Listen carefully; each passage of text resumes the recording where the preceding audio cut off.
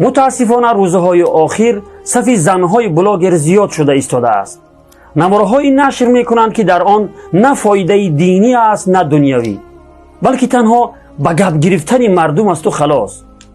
شما خود قضاوت کنید که آیا کاروبار خانه و چیزهای شخصی خود را نواربرداری کرده به مردم نشان دادن یگان فایده دارد؟ رخت خواب زن و شوهر را نواربرداری کرده به مردم نشان دادن مگر پسندیده است؟ سبحان الله، این زنان مسلمان به کجا رفته ایستاده اند؟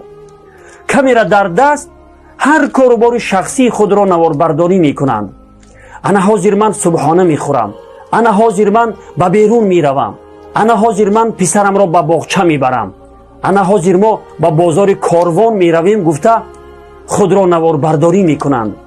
خلاصه تمام کاروبار شخصی خود را نواربرداری کرده به نمایش می گذارند تا یک نواری شود و از آن پول به دست آید. همینش مانده است که چگونه در حاجتخانه نشستن و چگونه حمام کردنشان را نواربرداری کرده به نمایش گذارند. پناه به خداوند.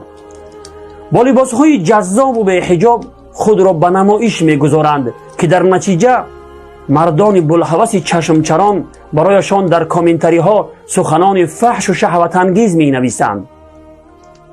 قسم به خدا که شما امروز این قدری که کردید، آینده شما را دیده دیگر دخترها خود را برهنه کرده نشان می دهند.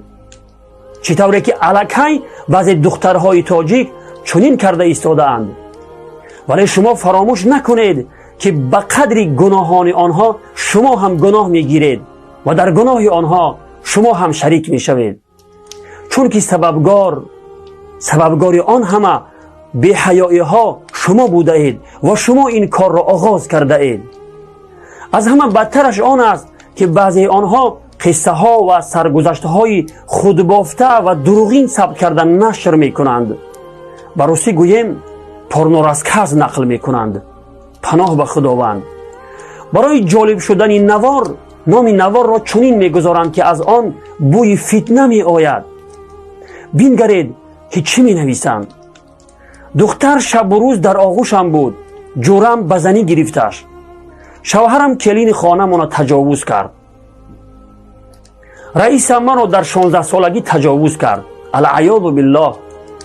بزمی چنین نامگذاری های حرام در روی نوارهایشان رسمهای مبتذل و بی‌حیایی میگذارند. به خاطر 2 تنگه پول یوتیوب این زنهای مسلمان به چه کارهایی دست میزنند و آخرت خود را برباد میدهند. خدایا زنان مسلمان را شرم و حیا عطا فرما. مراجعت من به زنان بلاگر این است که با این کارتان شما را پیامبر خدا صلی الله علیه و سلم بدترین زنان گفته است. آیا این را میدانید؟ خوب گوش اندازید که پیامبر خدا صلی الله علیه و سلم برای شما چی میفرماید. در روایت امام بیهقی آمده است که پیامبر خدا صلی الله علیه و سلم فرمودند و بدترین زنان شما کسانی هستند که خود را به نمایش میگذارند و خودپسند و متکبر هستند و اینها مثل منافق هستند که از آنها داخل جنت نمی شود مگر عدد خیلی اندک. روایت بیهقی. خواهری که به بلاگری مشغول هستی، این صفاتهایی که پیامبر خدا صلی الله علیه و سلم بیان فرموده اند 100% در شما وجود دارد. آیا شما خود را به نمایش نگذاشته اید؟ هزاران مرد بلهوس چشمچران شما را دیده لب می لیسد و در کامنتری ها برای شما سخنان فحش و شهوت انگیز می نویسد. مگر چنین نیست؟ وقتی به شما نصیحت کرده شود از روی غرور و تکبری می گویید کار خودت را کن، یا می گویید رفته زن و خواهر خودت را نصیحت کن. مگر این متکبری نیست؟